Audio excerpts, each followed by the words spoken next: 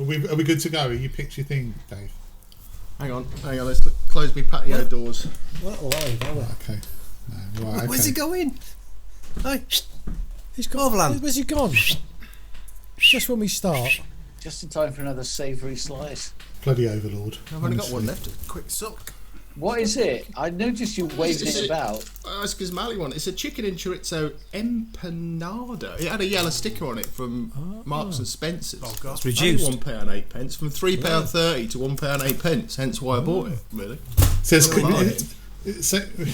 Well past its sell by date. Yeah. That's be me soon. 1st of March. Be me after Sunday. This should be the start of the video, like the other week. I think we should start with this now, and then well, just why go. not? We might as well. We might as well. I mean, it's. Yeah. As if we're professional. This week on the Photography Pubcast. Am I on? Do we have to go through all this again this week? No, you're not on. Right. You're not. Shut up. Dave's on. Is there a point where I'm actually going to be on? You're on. No, you went off early all of a sudden. Everyone, shut up, Gary. You talk. Okay, right. Blah blah blah blah blah blah blah. Right. Okay. Good. Sense already. Yeah. What's he doing? More sense than normal, actually. Right. I'm just gonna do it like that because it's so much easier. Right. Good evening. Hello. Welcome to this week's Pubcast. What are we now? Episode 17, I think. Hopefully we'll get through this evening because I've already had a few Wi-Fi issues, and as soon as I'm recording it could cut at any point, so I do apologise for that. What we've been up to this week, guys. Anyone got anything to tell us? Well, David has. Go on, Dave. Come on. I've Depress been up a mountain. us all with your wonderful day. I took a day off work. I phoned my major clients and said I won't be around on Friday. And they said, why is that? I said, none of your damn business. And I went up a mountain this morning for sunrise. Fantastic. Absolutely fantastic. I'm shagged out now. In fact, I'm amazed that I've made it here. But it's been a great day. Couldn't fault it. And then you end up in a pub with your mates. Brilliant. Perfect. Talk us through it, Dave. What was the route like? Okay, it was hard. I won't lie. It was hard. I had to stop a lot. I had many micro breaks and quite a few macro breaks. Couple of panorama breaks, but so I climbed a garn on the Nantler Ridge, and it's like that most of the way up. You're virtually scrambling a lot of the way, and I thought to myself, what the hell am I doing? I'm too old for this nonsense. But when I got at the top, it was fantastic, and I don't know, it's just what I live for. Brilliant. Couldn't fault it. Did you struggle? Obviously, as most of us have had such a long layoff, did you have your fell legs on today or not? To be fair, yeah, I got lucky because having gone out a couple of weeks ago up the top end of Dinorwig, I was kind of back on form, so it wasn't as difficult as it would have been under normal circumstances. But I wouldn't have tackled the ridge after going up there, because if I was going all the way along the ridge, I'd want to be a lot fitter than I am at the moment. Sort of like me, like my level of fitness, you mean? Almost as good as that, yeah. Yeah, okay. Sorry, guys. How wide's the ridge, David? Is it about a foot? It's like that in places. Ooh. It's kind of, there are bits of it that are very much like Crib Goch. Not a lot of it, but some.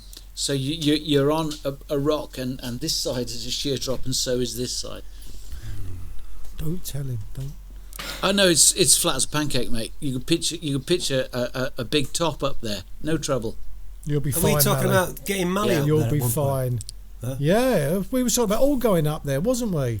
Doing some wild camping. No, I thought that was the glidders. I thought the glidders.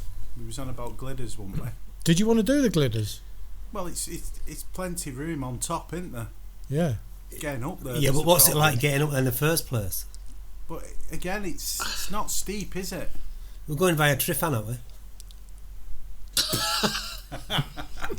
Yeah, you just hop. Mountain hop over. Definitely not. Start off at Penarolwen, hop over to Trifan, and then up to the Glidders. Yeah. Big steps. Yeah. Very big. You have to go through the kitchen to get there. Yeah. You can, yes, but the thing is, as with most of these locations, there are routes that don't involve precipices and really steep climbs. They might be longer, but they'll be more gentle. So it's just a matter of, playing to your strengths or weaknesses, however you want to couch it.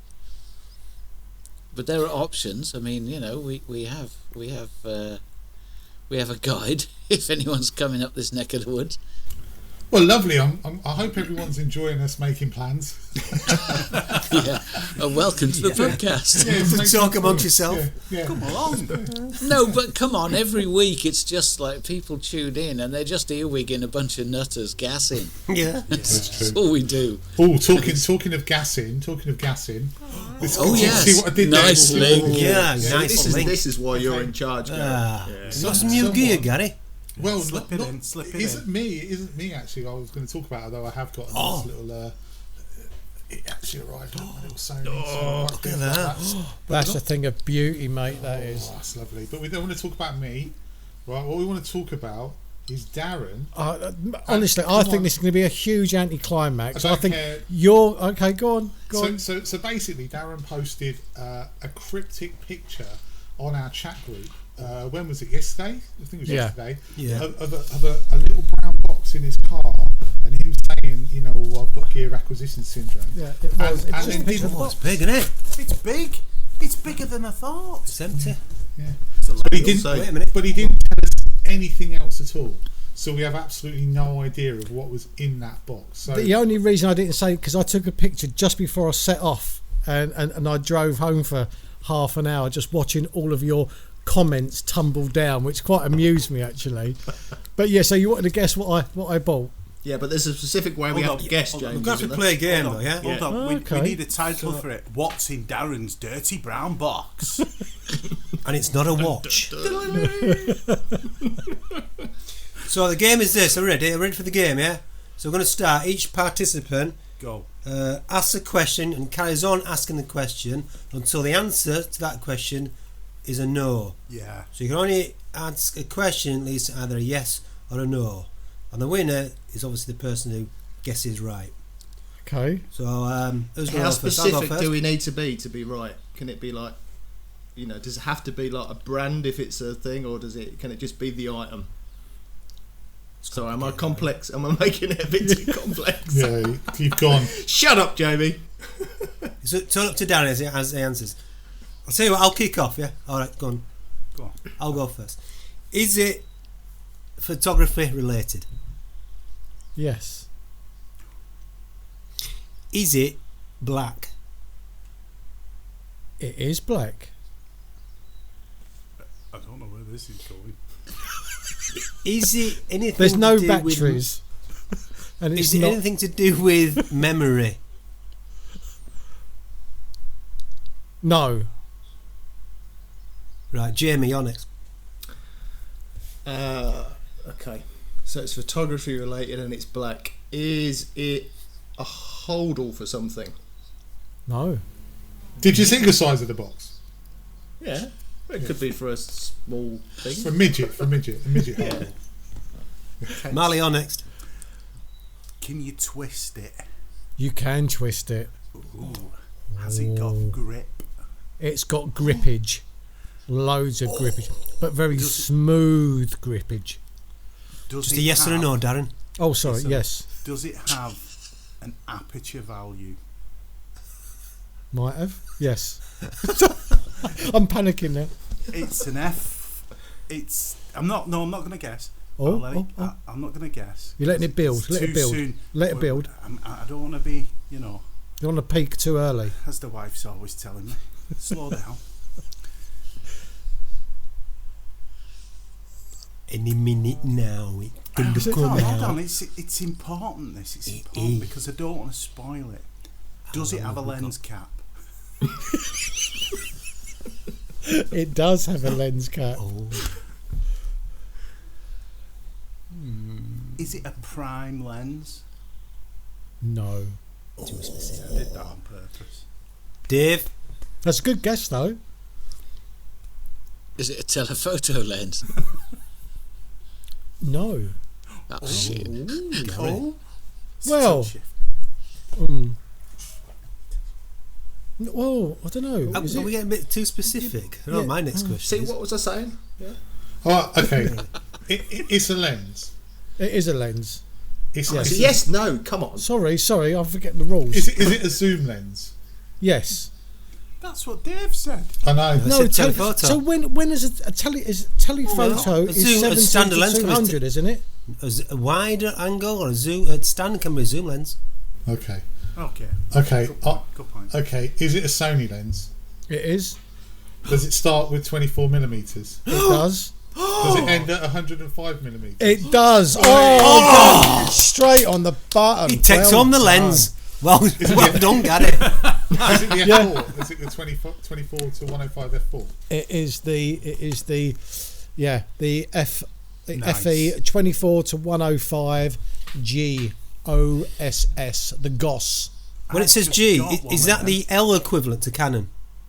By the way, is it or not? Well, the G Master No. is, I think, perhaps the Sony's top of the range, but they don't do that. I mean, my 200 to 600 is a G, not a G Master, and personally, I think it's just as sharp as my 100 to 400, which is a G Master. I've read some aperture. very, very encouraging reports about that lens. Yeah. Well, Yeah. because I used to have the in my Canon days the 24 to 70 and then the 70 to 200, but I've bought the 100 to 400, and then I was using my 24 to 70 Canon, and I know it doesn't sound a lot, that kind of 30mm, that kind of 70 to 100mm, but it really was. I really found myself struggling at times that I just thought, I just needed something to bridge that gap. Yeah. Good And range there, obviously- Darren. Good range. And as you guys kind of know, that I've sold my last piece of astronomy equipment, and I just thought, you know what, I'm going to do it, and that means I've got now 4 Sony native lenses, all the way from 16mm up to 600. So that's me totally covered now. Can we advertise products on the Pubcast? What you I'm got to selling sell? 2 kites. If anyone wants a stunt kite, it's 3 meters, and I've got another big kite as well. So. This is like Mallee Bay. Yeah. And a fridge freezer and an old tyre. Do you know what? The Lumix I got today, it had the 24 to 105 in it, Did it? and I actually thought it's quite a nice range, that, but Yeah. it won't be as. That's good what as I'm getting as well. 24 105. Oh yeah. Yeah. Yeah. 4 F4. 4 to 7.1. When do you get your new camera, James? End of August. Is it? End of August. Yeah. Looking forward to it very much. Did Have you you- borrow Lumix then, Mally? Have you borrowed a No. Lumix? No, I did No. that trial thing. I thought, I'll give it a go. They didn't get back to me last time. Tried it this time. It was just to see how it felt, just a different system. And I won't be. No. Too heavy. For what you're getting, comparing to my Nikon, which is a 2014 camera, it's not. Yeah, I'm not going to rush out. I'm going to wait till my Nikon dies, and then I'm going to stick with Nikon. Simple as that. It's a good camera, amazing technology, all the bells and whistles, everything's going, wow. Ooh, but nah. Not worth it. It's Surprising not how heavy talking it is, to isn't it? you. Sorry, why? Really? I was just saying, it's surprising how heavy it is, isn't it? That It was lens? heavy, really. Okay. So I did a test with the F4 7200 and the Nikon with the F4 7200. I put them both side by side and picked them up. I didn't want to weigh them. I just wanted to physically just, have a cup like that. And there was a significant weight in the Lumix. Lovely camera, lovely camera, but I've got to say, looking through the Nikon Z6 EVF is very good. Now, it could be a setting on the Lumix, but I found it a little bit contrasty, a bit difficult. Now, you guys have got the Sony, and the EVF is second to none, isn't it? So you with your 24 to 105 there, you're just going to be seeing it. Not on mine actually. My EVF and screen on the back are nowhere near as good as Darren's on the A7R3. And I don't think mine is as good as the as a DSLR. Really? I mean, the images, nothing wrong with the images that it takes, but I don't think, on a DSLR you get a true representation of what you're actually looking through on the through the viewfinder. But obviously with mirrorless it's a digital viewfinder.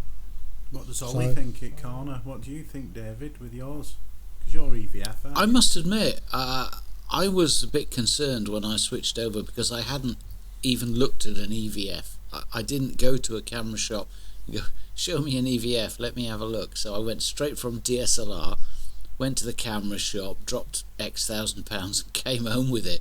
So the first time I saw it was when I pointed it out the window and thought, well, let's have a look at this. But to be fair, I love it. I've never once looked at it and thought, oh yeah, well, this isn't really cutting the mustard.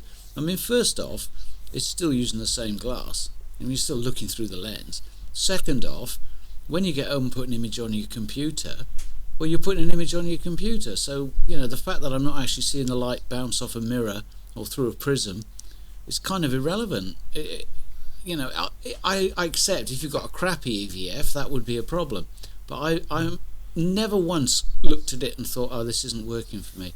Which is a bit of luck, because if it was rubbish, I'd have been back to the camera shop saying, excuse me, can I exchange this? But luckily I didn't have to. Yeah, I got put off early doors with the Fuji X-T1. I know it's an X-T1. First time I ever looked through an EVF. And I was like, oh my God, what's this staggering, stuttering malarkey? What's all that about? But it is quite an old camera. Advanced since then. Yeah. But then again, I mean, the tech in mine is quite old. It's certainly not, cutting edge. I just never really looked at it and thought, oh, that doesn't work for me. I got lucky. Yeah, after being spoilt with the Z6 and looking through that, and then looking through, sorry Lumix, but I didn't. Do you think though the more you use your Lumix, you might? Yeah, it's how only long been have a you got day. it? How long have you got it for? 2 It's only been a weeks. day, but I've got it for 2 weeks. Yeah. So, So can you just borrow one? Is that how it works? So it was a thing popped up on Twitter saying drop your name and get in touch if you want to trial a Lumix S1. Well, I've told you guys I'd been looking at S1. So has it got Tom Peters' fingerprints on it? Well, it could have the cheese of Tom on. To be fair though, the one that came looks mint.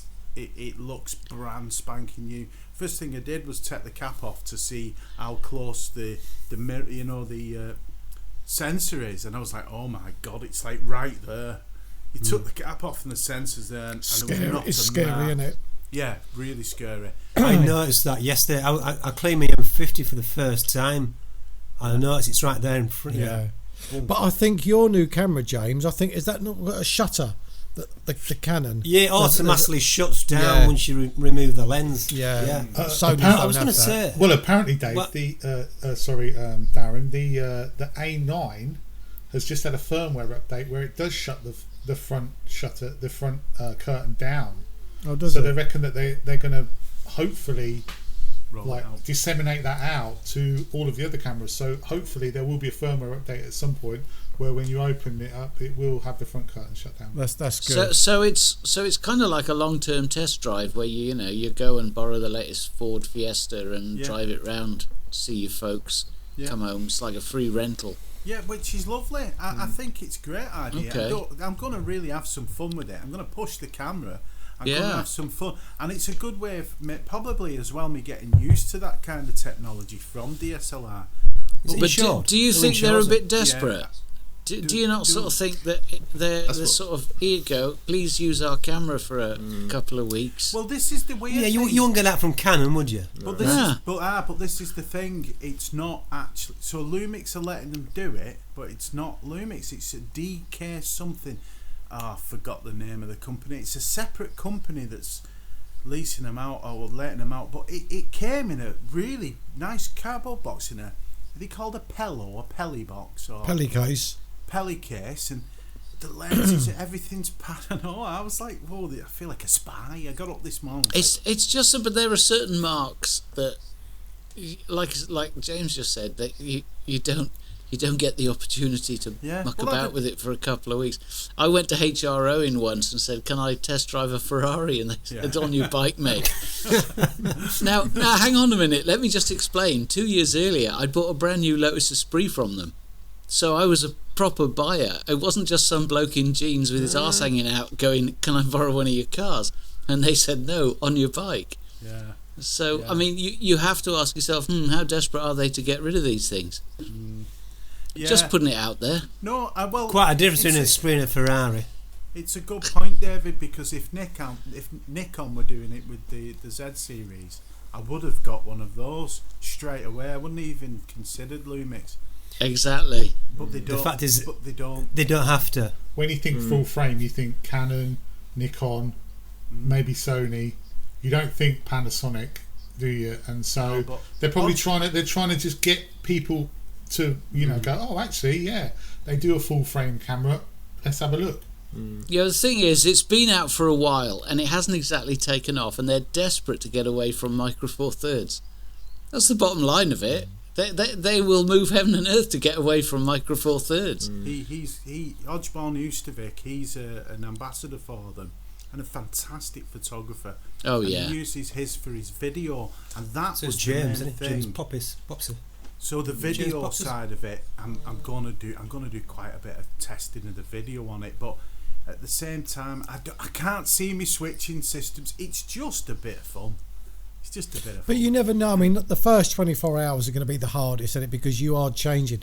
You don't know, mate. In 2 weeks' time, if you used it every day, 2 weeks' time, you might fall in love with it.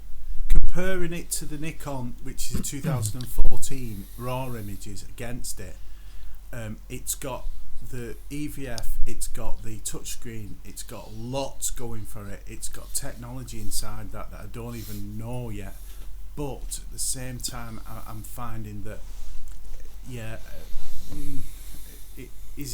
does it warrant a swap? No. If my Nikon died, I think I'd have to stay with Nikon. I think this goes back to our conversation we've had several times that in terms of photography, in terms of stills, cameras have kind of reached a level now where they've been pretty much on a standard for the last 7 or 8 years maybe. And that's why when the new camera comes out, you look at the new Canons that come out, they're pushing those on the video specs. It's all about the video nowadays. Yeah. Because you can't improve that much. I think you can't get that much more on the stills. It is where it is.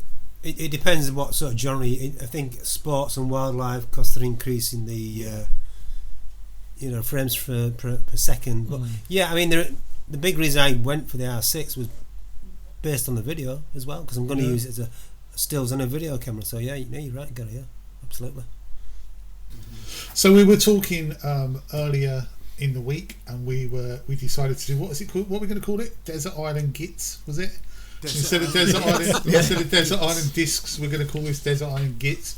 And we've got loads of ideas for this, but this first week, what we decided was we're all going to pick an image that we've taken, not of the family, obviously, an image that we've taken that we would take along with us on a desert island and give us our reasons why. So, I reckon, seeing as it was Darren's idea, he should really start. So, Darren, do you want to share your... and the other thing we need to do is, obviously, for the podcast, we need to describe the image as well. Otherwise, it could be a bit, a bit confusing for them. But yeah, Darren, if you want to start, mate. I'm sorry, but if someone listens to a bloody podcast about photography, that's their fault. Hey, it's a visual medium. Listen. We get plenty of listeners. I know. Do we? Yeah. Hello, listeners. I know. Thank you very much. Hello, listeners. Hello, babies. With a wave. Yeah, they can see that. Right. Anyway, go on, Darren. Are you going to play the Radio 4 music over the top of this? We'll get demonetised if you do that. We'll get away. Yeah, demonetised. We might get monetised. Let's get a strike. 400 subs yet. Go on, Darren. Well, I naturally thought that I would take a picture of a mountain. As soon as I thought, perhaps we should do this Desert Island Gits, and I just thought, right, what photo can I take, and I'm looking around me at the moment of pictures that I've printed off, and even though they've got a kind of a real kind of connection to me, there's not one that I think is an amazing mountain photo yet. So The photo that I chose to take, I've actually got. I don't know if I'll hold this up or you got, but it's of these three boats at Pin Mill, and I just it's not this photo. This was actually hanging up in my brother-in-law's studio that I was selling, but I've actually got this photo hanging up in my kitchen, and I don't get tired of looking at it. And I just thought, if I look at that photo every day I still enjoy it, then that's the photo that I'm going to take. But it's more than that, because I've seen plenty of boats, the photos of the boats at Pin Mill, and I'm not saying it doesn't exist, but I've never ever seen that composition. On all of the images that I've seen on social media, I've never seen that composition. Now that boat right at the very front, this boat here, that now has got the bow has been cut away with a chainsaw, and the middle boat here, that has now got another boat that's literally on top of it. They've kind of craned another boat on, so that I just know that this photo is never going to be replicated ever. Yeah. It's completely gone. It's such a shame. Whoever kind of cut the bow out of this boat, I don't know why they did it, but yeah. So as I say, I know this photo can never be replicated. It's a photo that I've got in print, and I don't get tired of looking at it. Lovely. Lovely bit of balance, symmetry there. Yeah, lovely. Three separation. It's gorgeous. When you took it, I remember when you took it and you put the vlog up, I thought that's an absolutely stunning shot, and the fact that is gone, and that's one of the beautiful things about photography is you've got a lasting memory of something that was there, and sometimes those things just disappear. They've just gone forever. Memories in the corner of my mind. Shut up. No, it's a song next week. Isn't it? Yeah, next week's the music, Manny. Next week. Save it. Who's next then? Come on, Jamie. You can show us yours. What have you got? I've got to share my screen now. I've really struggled with this thing. I really have. But right, let me share my screen. See if this works. So I've before I share it, let me just give you a little bit of background. So the shot I've selected is actually about 4 years ago when I took this shot, and it's not the most technically great shot in the world, and I've taken plenty of shots after it that I think are probably better, but the reason I've chosen it is because of the sort of emotion associated to it. Because if I was on a desert island, and I know you said, Darren, we can't take pictures, or it's a given that you've got pictures of our family on there, but I love this shot, and the reason is it's a picture of my wife and my eldest son, and it was the first year he went to uni in Sheffield, hence why we're in Bolt Hill Quarry in the Peak District. And we'd been to see him after not seeing him for like 4 or 5 months after he'd left home for the first time. So we took him out for the day, and I said, look, let's have a wander around the Peak District, and it was really nice. And the shot, I love the shot because the fact that it was my wife's grabbing hold of him by the hand, and she's sort of saying, look, I've not seen you for 5 or 6 months, and I don't want to leave you now I've seen you, and I want to keep hold of you. I'm getting quite emotional here. Yeah. And it's a shot that I often look back on and think, yeah, that was, it just captured the moment of the day that we were there, seeing him after quite a time of not seeing him. And of course, the other benefit is it's got my favourite trees in it, the silver birch, which I love as well. So yeah, I just thought it was a shot. If I had to look at one shot on an island for a while, then I'd probably choose this one. Not because it's the best shot I've ever taken, but it's the shot that I would think of and think, yeah. Wouldn't you be a bit annoyed though with it that you didn't clone out some of the little areas of sky? Yeah, I just said, Gary, could you not it's use not it the around? most technically. Oh, Gary, that shot. is so cynical. There's a real sense of movement in the as they're walking. There's a real sense of he's going off into this wilderness and wild. I really like the story of that. I'll tell you, that reminded me of that shot. There's a shot, I think it's in Northern Ireland. I think they use it in kind of Game of Thrones, where it's a very kind of famous road where all of the trees kind of come over. I know, obviously, completely different trees, but it kind of reminded me a little bit of that, them just walking through that tunnel of silver birches. Yeah, good choice, mate. I like that. Do you know how it works for me as well? The tones of the silver birch match the tones of the coat of your wife as well. Oh, really? The tones of your son. Of course, I did that on purpose. The other bark as well. Of course you did. You've done it on purpose. It's a lovely poignant shot, isn't it? Yeah. I often think that the best shots of people is when you don't see their faces. Yeah, because it's a bit of mystery, isn't it? Yeah, absolutely. And as we may touch on later, I'm not great at putting emotion in my shots, so I just thought as well this was another one to actually put a little bit of emotion in them shots. Go on in, James, you can go next. What have you got for us? Okay, so I'm going to share my screen. So this is a shot of a mountain I need a drink for this. Wait a minute.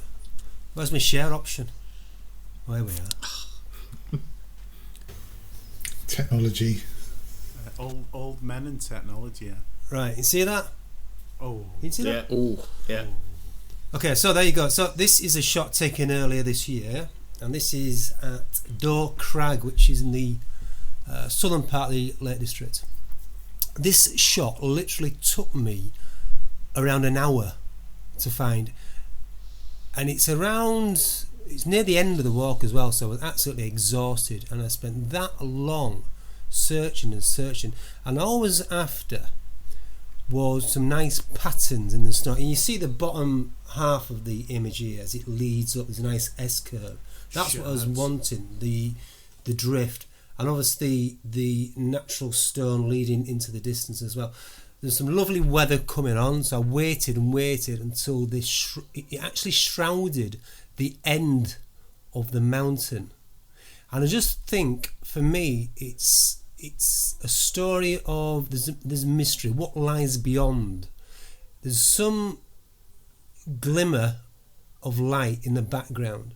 I just think it adds a bit of mystery, but it's such a hard time I had in finding this image. It was very popular on social media, but absolutely exhausted. But it's all about isolation and solitude, a bit of escapism from the norm. Composition wise, you've got your leading line, you're nicely balanced, I thought, on the lower right hand side with the rocks just peaking above the snow level. But yeah, there you go. It's a strong diagonal, really strong diagonal, isn't it? Coming across from those rocks at the bottom. And the fact is shrouded in the cloud, just spot on, I think. Yeah. I thought if you could see the full background, it wouldn't be as absolutely effective. Mysterious. I think it's a cracker, that, James. I can't understand why you've not printed that on some of your other images large, because I think that is a beautiful photo. That unspoiled, beautiful. Yeah, and that light in the background and that really steep ridge line there. Really a strong foreground leading you up to that kind of very steep looking ridge. Beautiful light in the background, virgin snow on the right hand side, mate. That's a worthy print if I've ever seen one. I just wonder though, could you have shot it as a panoramic? It wouldn't really work as a panoramic, because what I do when I shoot is I look for the compositions, you see. I'm not just spraying holes. Oh yeah, no, sorry. Yeah, cheating. Good point. Yeah, good point. The thing what stands out for me as soon as this picture came on screen was the contrast between the ridges, the spikes of the rocks, and the white of the snow that's edging them. It's almost like a paintbrush is just highlighting those rocks. It's like a sugar kiss. Yeah. If there's too much snow on the foreground rocks, it wouldn't be as prominent, would it? But it gives a treachery. It gives an almost like foreboding feeling, and the story leading you in of this spiky, foreboding foreground to the point where you're gonna find a crescendo at the edge of the horizon. Beautiful shot. So for the sake of the podcast, if you want to see that image further, then visit James R. Burns' photo. And the image is called Winter's Edge in my portfolio. Thank you very much. Or just I'll watch the stop Pubcast on YouTube. You know, there's always that option. Oh, there's that as well, yeah. Could be driving though. Could be driving. Podcasts, photography podcasts. Oh, yeah. In the car. Yeah. It's always good. Right, who's next? Let's have a look. So let's go for Dave. Go on then, Dave. You're next. Oh, is it me? Yeah. Okay. So bearing in mind, just let me chuck in here. Don't you dare say that you only knew about this 2 minutes ago, because you say that every week. That's exactly what he was going to say. He is, isn't he? I'm sorry. We chat all week long, and then Dave says, "I've only just found out about this." But hang on a minute. I'm going to have my say because it's my but turn. no, but It's my show. Yeah, but no, but Vicky Pollard. The thing is, actually, I didn't find it that hard to come up with an image that I could sit and look at on a desert island. That, you know, I've got images that are great, they've got great memories and all that sort of thing, but there was one that jumped out at me, and that is, if I can share my screen, I have no idea what I'm doing. It's a common theme What the here. hell is that? Share. Roll as you can. Okay. Open system preferences. What the? Hang on a minute. Anybody know a bit about IT? So, given that I didn't have a whole lot of time, it wasn't that difficult to come up with an image, because this place means a lot to me. First off, it's a really, really tough place to get a decent image from, because most of the time it's rubbish. The tide is out, it's all boulders, it's just a boulder field. It's really difficult from a landscape photography standpoint. And I feel really sorry for people that make the effort to come all the way here. And I know they just go home disappointed. For the And people I'm on the lucky. podcast, Dave, do you just want to explain where it is? Sorry. Yeah. It's the church in the sea at Anglesey, and the reason it means so much to me is because it's the nearest bit of beach to where I live. I could literally walk there from my house if I had 20 minutes spare, and I've been able to pick my time, and it just came together with a high spring tide and a nice bit of sunset light. It's midsummer, the sun is setting off way over to the right, and it just chucked a bit of light on the church, and it all just came together. It's a long exposure. I do like a long exposure, 10 stop filter, probably about 60 seconds, something like that. But if I was forced to put that up in my cabin that I'd lashed together from palm trunks and all that sort of thing. And you know, apart from taking a football with a handprint on it, this would be what I would take with me to Desert Island Gits. I think Gary could be pissed off if you stole his ball, mate. Yeah. I really like it. I really like. Yeah, Thank you very much. I really I like. like that. Yeah. Very nice. Yeah, it's all about As you the say, light. like the long exposure. I like a long exposure as well, actually, and I just think that's so nice. The colours, the tones in that, everything. Yeah. Yeah. And actually, for somewhere that a lot of people go to, I completely agree with you, Dave. Shooting the church in the sea is really hard.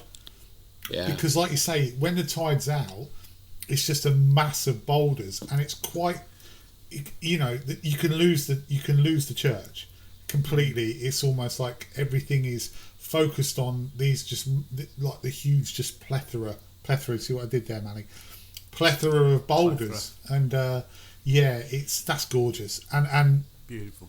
lovely sharp rocks in the foreground. Beautiful. Cheers. Right, who's up next? So you can Mally. you can unshare now. Yeah. Go on then, Mally. Up to you, mate. What Are you we got? on? Yeah. I'm still transfixed by everyone's images. It's what a delightful. I think we should do this again, gentlemen. Get on with it. Yeah, okay. Right, so Talk about kill the emotion there, James. sorry. No wonder he's Come called on, a show- Lakeland Grinch. Show us your tree. Shut up and get on with it. What's up with it? Eh? Jesus Save your tears. Man Must up have here. catch. Save your tears when you're on your own crying into your pot noodle. Anyway, Fucking James and the Samaritans.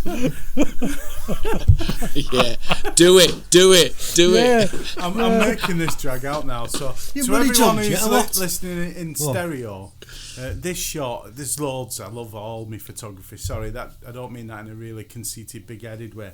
I just love the action of taking a picture.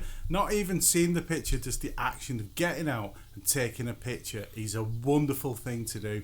And if you get anything, that's a bonus. And like David says, and James and everyone, just to be out doing it is wonderful. But every now and again, you look in your seat, your mind is tuned. And the tunage, you're tuned. And this image is all about being tuned in to where Get you off are. of it. There he is. So- there it is. Oh. So this image has been, I've shared the shit out of it. It's been on everything. Minimalism. Well, is it? Is it? I don't. No, it's not really, I is actually it? don't think it is. I Is it call this not? I would. I call this the. No, there's too much going on. Yeah, there's Not too much going on. No. There's a lot of The, angles. the signature is lovely. Hang on a The minute. water- Hang on a minute. There's a signature. I love that. There is a signature. Where? I can't see the There's a signature.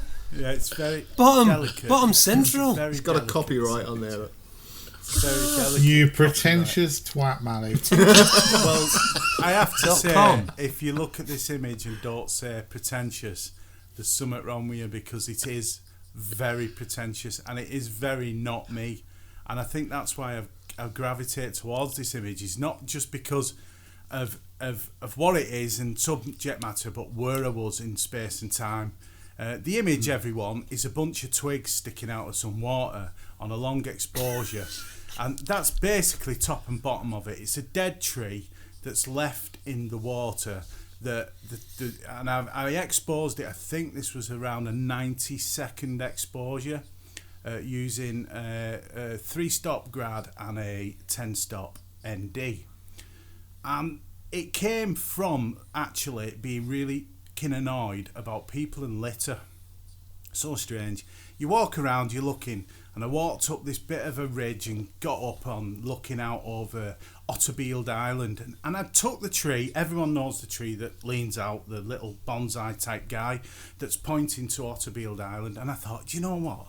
This isn't me, this. What am I doing? Let's go for a walk. I don't like jetties. I'm not a fan and all that. So I thought, I was really getting tuned into looking and seeing, and I got up on this little raised bit and just looked down, and there was all these cardboard and plastic on the floor. I was like, you dirty bastard.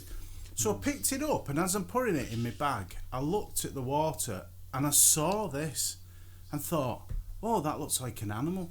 It looks like a snake. It looks like a creature. It looks like something that's alive. And straight away, 70 to 200, about 120 mil, I think it was, 10 stop, and grad, took the shot and walked away. Didn't think much of it. Thought, yeah, I like that. It's going to be all right. And there's just something that even the snake's turning round angry that you can. I don't know if you can. There's so much interest in it, to be honest. It's It's like so the simple, but there's so much going on. Yeah. Lots of character. The I think it's a thing cracking what shot. got me was that log at the front. It's like it's turning Left-hand side. back for Yeah. bite you. Yeah, it's a snake's head, isn't it? Yeah. Serpent rising. Yeah. So the snake. I'll tell you what I is like about it. What I particularly like is it's very easy with reflection shots where the top and bottom of the reflection are very symmetrical. Yeah. The thing about this is the perspective forces the reflection to be different from the bit above the waterline. Yeah. And that makes a big difference in it. I really like that perspective you've got there. I think the thing as well is it's easy to take a shot of a branch or a series of branches in the water, but it's hard to make it look like a picture. And you've taken that, and it's like the composition, the positioning of where you are, where you've moved to, the exposure length and everything, just because it, like I said, loads of people would have gone there and gone, oh, I'll just snap that, and it would have been nothing. And you've got it, and it's a piece of art. Do you know what I mean? It really is. Yeah, and you're absolutely right, Gary. And another thing that I really like about it, Mally, is you haven't cropped in too tight. You've left a lot of breathing space around the edges. Yeah. That negative space works really well, because I must admit I would probably have bollocksed it up and cropped in too tight. I think it's just right the way you've got it. Yeah, it's one of them images that the more I'm looking at it, the more I like it. I mean, I liked it as soon as it popped up on the screen, but yeah, the more I'm looking at it, the more I'm thinking, yeah, that would. You could do without that row of faces down the side, but apart from that, it's great. Thank you, gentlemen. Yeah. Thank you very much. Cracking image, that, Mally. Yeah. So it's Gary's shout then. Right, can everyone see that? Oh, this there is we the go. one. Yeah. So this is my image, and so the reason that I picked this one is twofold, really. Firstly, I like the fact that it's mysterious, and the conditions were fantastic when I took it. But the second reason I really like it is that when most people go, this is from Wyoming Brook, by the way, and this is it's sort of like the brook snaking its way down through the trees, but it's very misty in the background, and it's quite it looks sort of quite mysterious to me. But the reason that I like it, the second reason, is that everyone shoots the other way. So if you go to Wyoming Brook, everyone's focusing on the cascades and the waterfalls. And I just looked on the way back up and thought, hang on a minute, there's definitely something here. And so I looked back down, and it was a gorgeous day. It's a horrible day. It was absolutely horrible, but a gorgeous day for photography.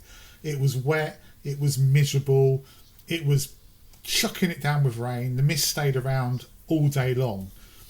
But yeah, I just really love the picture, so that's the one I would take with me. I think this is one of your best pictures, Gary. I must admit, I really love this picture. It's got so much depth to it, isn't it? As you say, you know, technically you've got the water movement spot on. You've got that light at the back, which is drawing your eye through. You know, everything about it is spot on. It really is. It's got mood. It's got atmosphere. It's got everything I'd like to get in an image myself, really. No, spot on, mate. And also the two clusters as well. You see the central, slightly to the right. I think they add a bit of interest to it.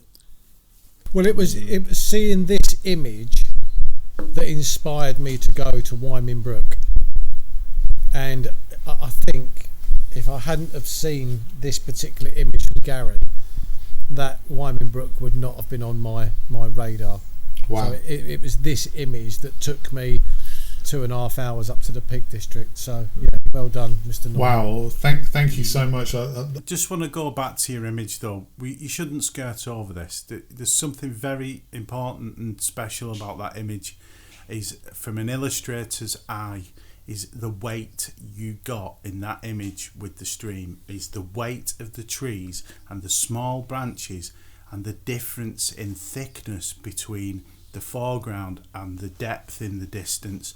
Yeah, it's not too overimposing. But there's these little intricate lines that are like little spines coming out, what we see on, and they're so thin against the weight of the big trees, and that alone makes that shot for me. What a wonderful piece of photography. But I think as well, sorry Gal, I think I've heard you speak about this image before, and I think you actually, not say played it down a little bit, but you was actually saying that it was the conditions that made that particular photo, and you know it was the conditions that helped you get that photo. And so what I'm trying to quite clumsily lead on to is that when I used to do a lot of fishing, I think my biggest kind of carp in the UK at the time was about 15-18 pound. And I went to France, and my first fish over there was 48 pound, and I actually felt quite kind of embarrassed, and I actually said to someone, I don't feel that I'm deserving of kind of such a fish, because I didn't get the fish in between. And they said, but you've put the effort in, you've come all of this way, so whatever it is, you deserve this because you've made an effort.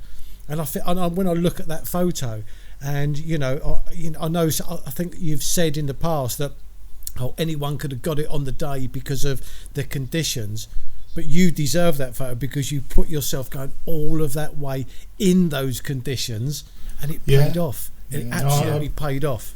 I appreciate that. I do. I genuinely appreciate that. And for me, that shot. We're going to move on to this anyway, talking about emotion in photography. But if you look at that shot, and actually pretty much every shot that we've shown here, they don't follow that set pattern of rules that everyone says you need to have for a perfect image. You've got to have this, and you've got to have that, and you've got to have this, and it's got to be that. The reason that they all work is because in their own way, every single shot that we've produced here, that we've shown, has an emotion attached to it. Has that feeling, has that, either it's evoking emotion or it's betraying an emotion, and that's what's important in photography.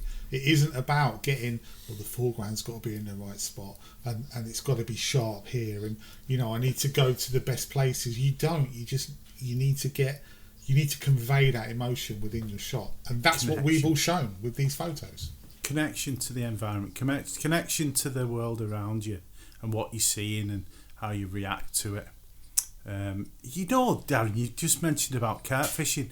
Llandegfeg, I've butchered it.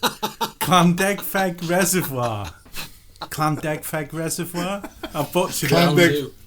Go on, Dave, what is it really? No, let's just call it that. That all's getting bigger.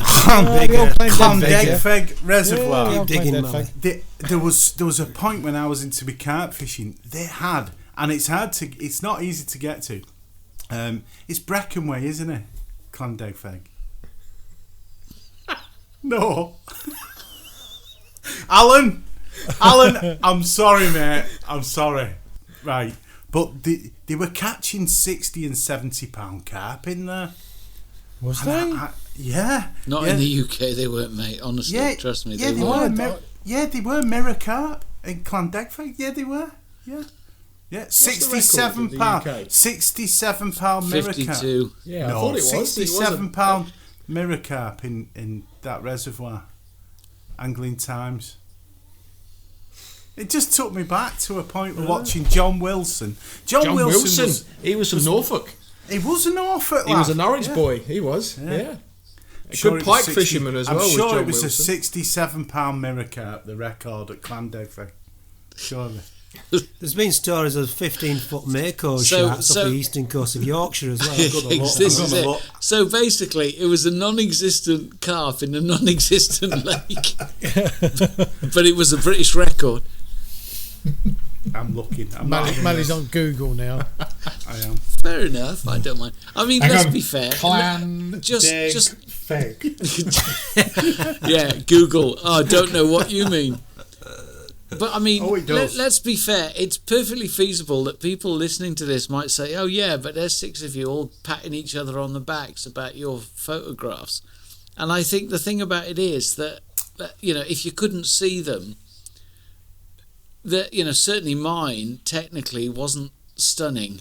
It was a lucky shot on a lucky night. The thing about it is, for all of us, it was all about what it means to us and why we would take it to a desert island. None of us is necessarily saying that our image is some kind of, showcase image or something. Oh, I am. Yeah, okay, of course you are. Well, you would. I understand that. But it's an interesting lead-in, isn't it, to what Darren was saying about taking it to a desert island and something you want to keep looking at over and over again. So, we should probably be thinking of that when we're taking the shot in the first place. This is a shot that I'm taking that I want to take to a desert island and look at over and over again. And if it's just a snap, then it's not. If it's something that you can build that longevity into as an image, then maybe it's something that we can see. That's why I know I keep kind of banging on about it, but I just think printing is just so important. As I say, that image that I showed tonight, I just don't get tired of looking at it. I just love it, I really do, and I just think it's social media is all well and good, and having kind of 5 terabyte of storage and all these photos and stuff, but unless they're printed and on the wall, it's beyond me. You need to print. Everyone needs to print. I've actually ordered some prints today. Actually, it's come. Well, the Locksley print. Oh, let's have a look then. Well, no, it's not open yet. Oh well, come on, let's have an unboxing. Let's guess what's in the box. I think it's a very long it's very lens. fragile. Can you twist Very it? fragile. Is it black? Is it spaghetti?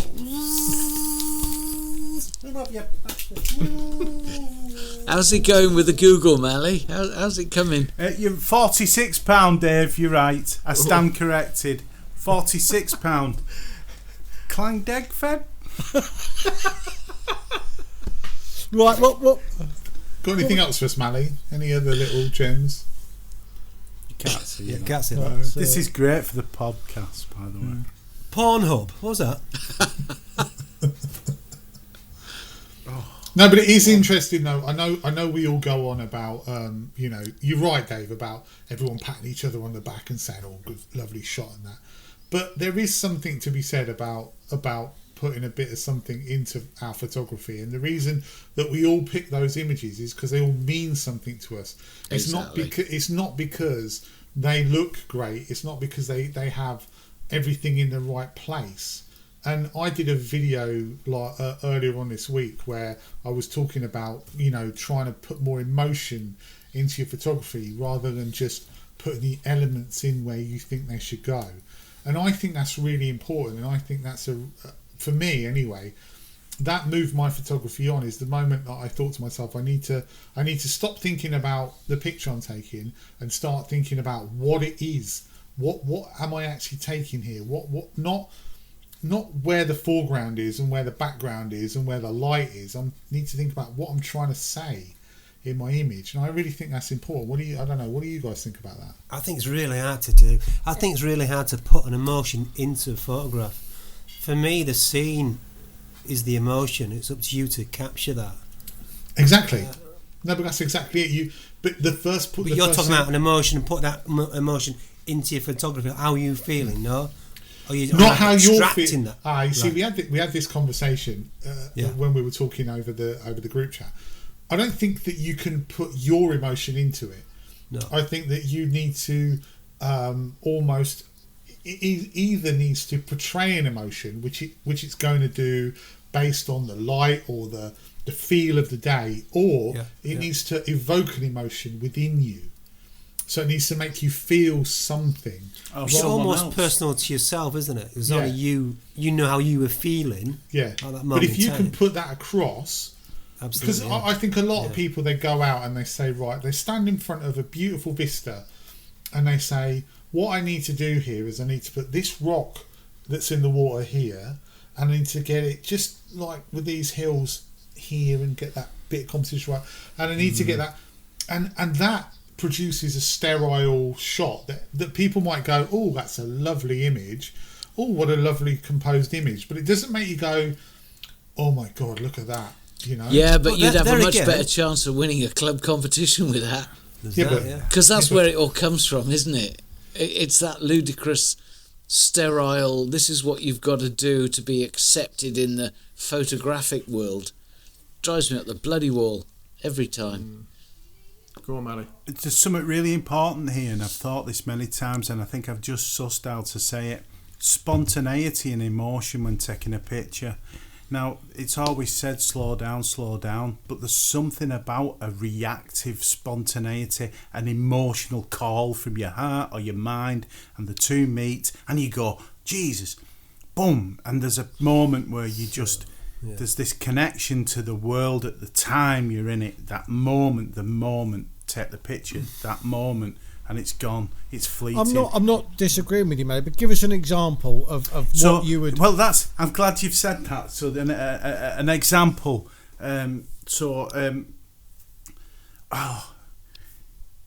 Sunsets and sunrises are very reactive, emotional kind of.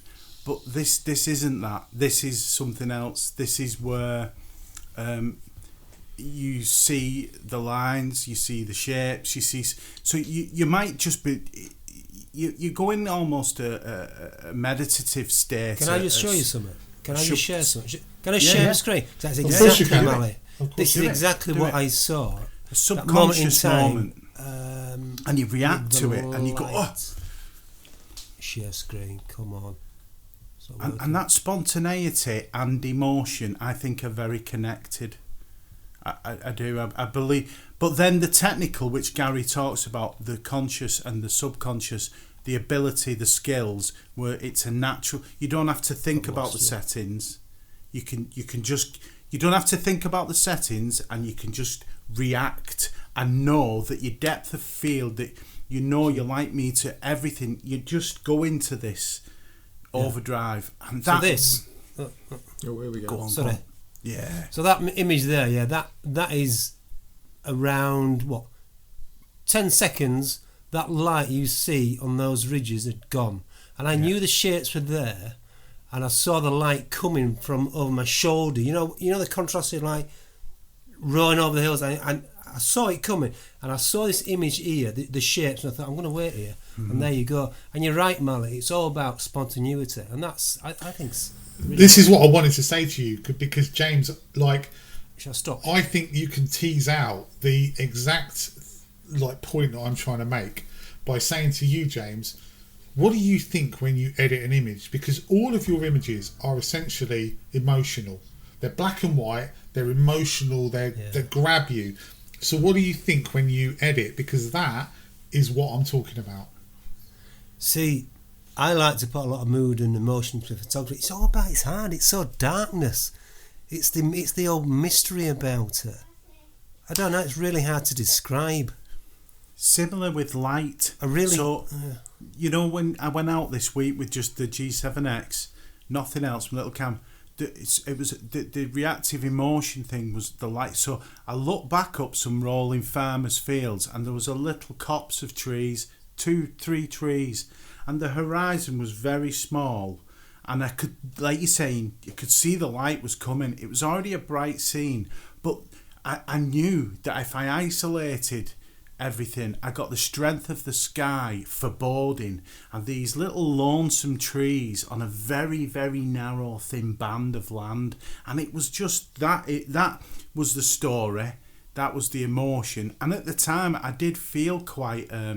Ecstatic and elated, and the spontaneity kicked in, and I just had to get that, and it was gone. It had gone. Handheld. Yeah. But I remember when unfortunately Gary and Jamie wasn't with us, but when the four of us, five, because Steve was with us, when we went up to Araran, and we got about halfway up, and the clouds just rolled across the top of Snowdonia. And all of us, instinctively, our cameras just went straight towards Snowdonia. And it only... Snowden, sorry. And it only lasted for probably about kind of 10 minutes. But that was that kind of... I can understand that kind of reactive photography.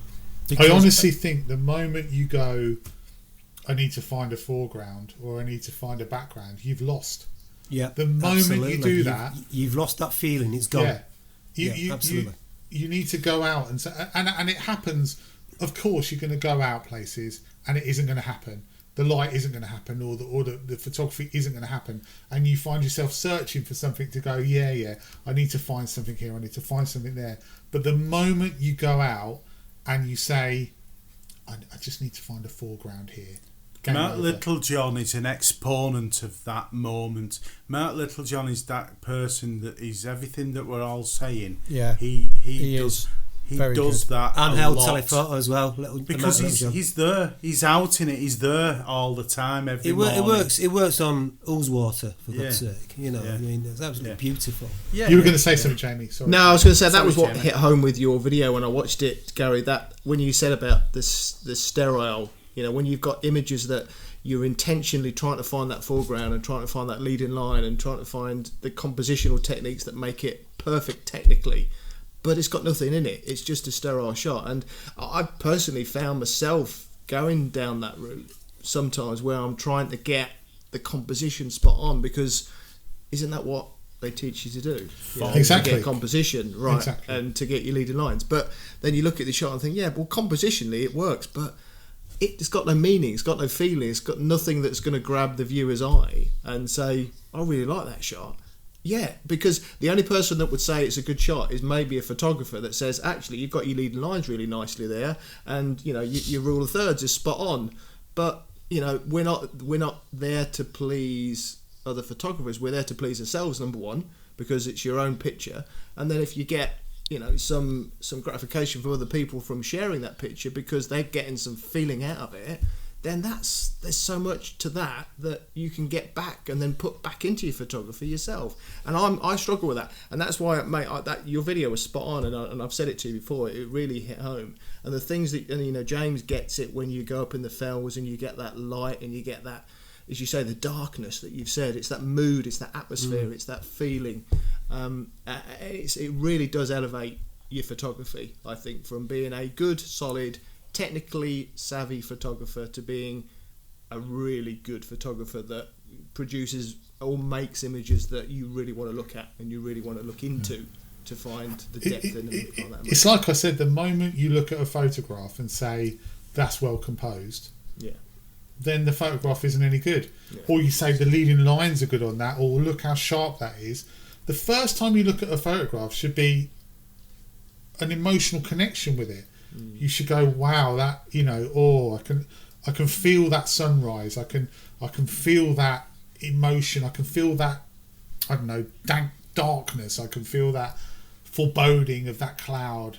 Not, oh, look at that. That's so, the hyperfocal distance. Come on, look at that. Is now the thing is, I mean, you're absolutely right, Gary, and I still come back to this formulaic club competition judges scenario. I've had images that have done extremely well in club competitions that never sold a single one of them. But the images that are just a sort of, oh, look at that light on the far side of the valley, handheld, click, whoop, there we are, sell like hotcakes all day long.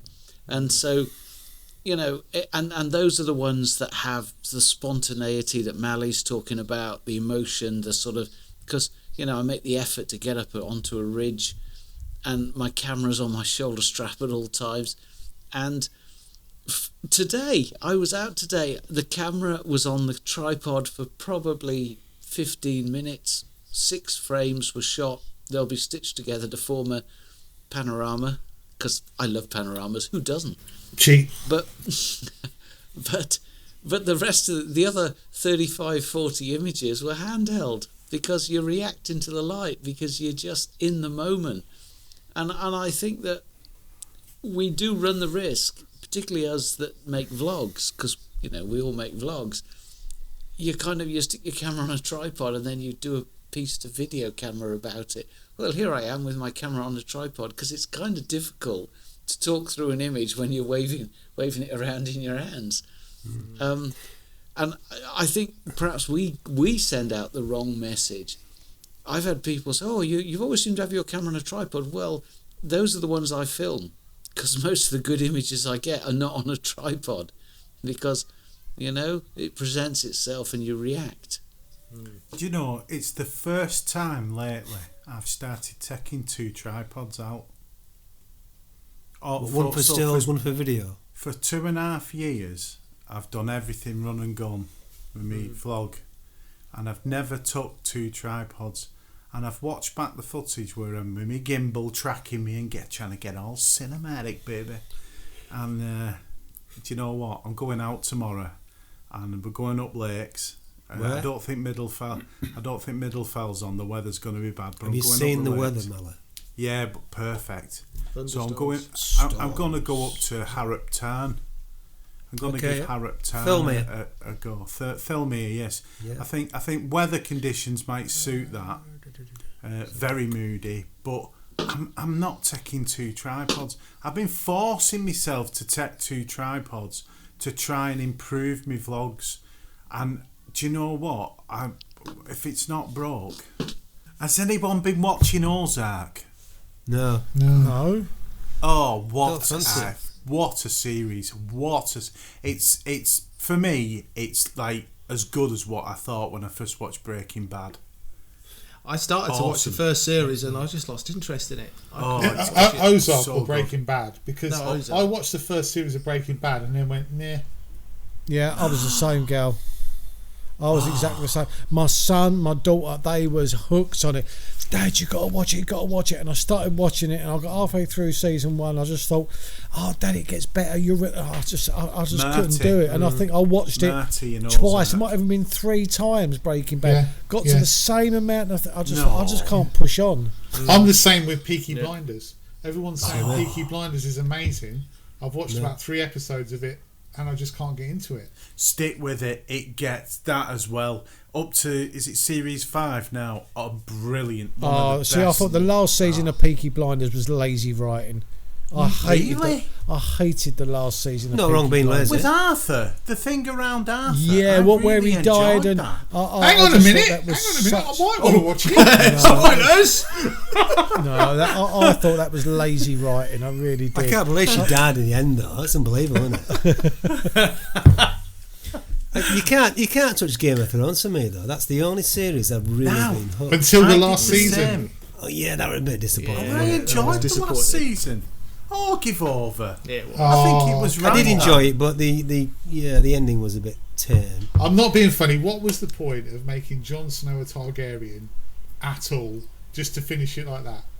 What was the point? What was the point of this whole prince who was promised and all of that stuff, just to end it like that? There was no point. But it went to the right person. It was right person in the end. Yeah. Yeah. He was the rightful king. What? Because he went like that. Yeah. But the bloodline. Oh, Stevie Wonder impression. Yeah. There was so much they could have done with that. You can't do that, can we? Can we do that? No. I think you can do that. It's okay. And ivory. There's so much you could have done with Game of Thrones, and then to just end it like they did was just like, really? It could have gone on for another 3 or 4 seasons, and they just went, no. We always knew she was going to do something, wasn't it? Of course, yeah. This is how we should to mimic a father. what a father did. Manny is absolutely determined to get Bob Marley into this. Could you be loved? And again in tune.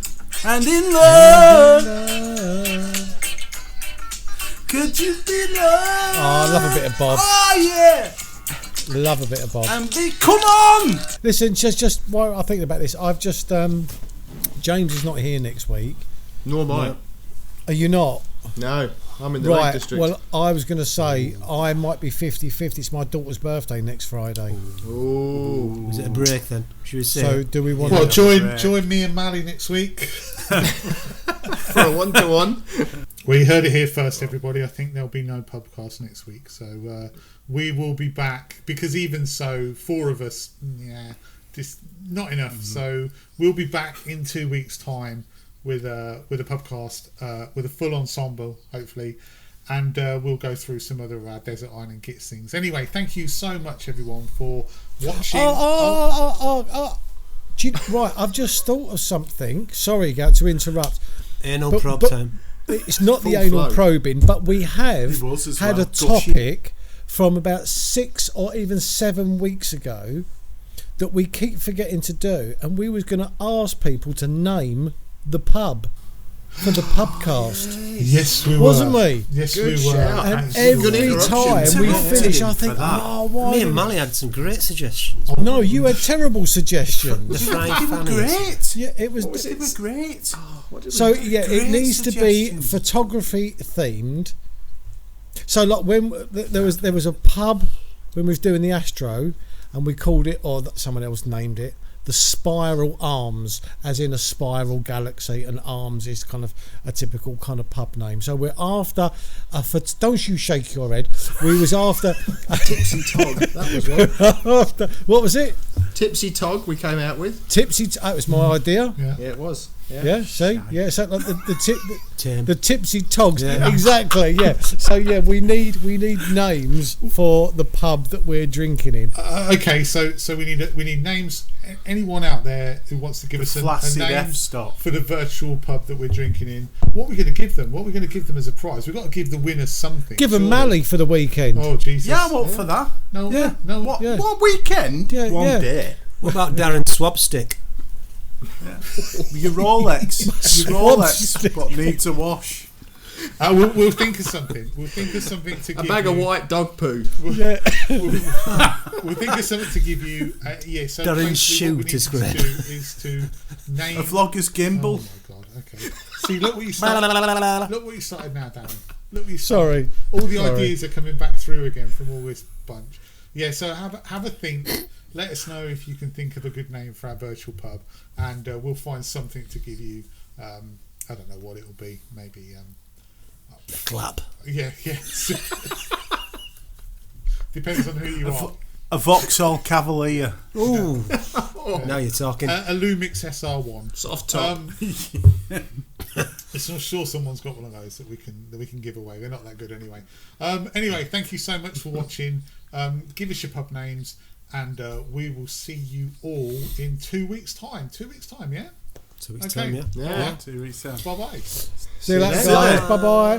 Bye. Sit there.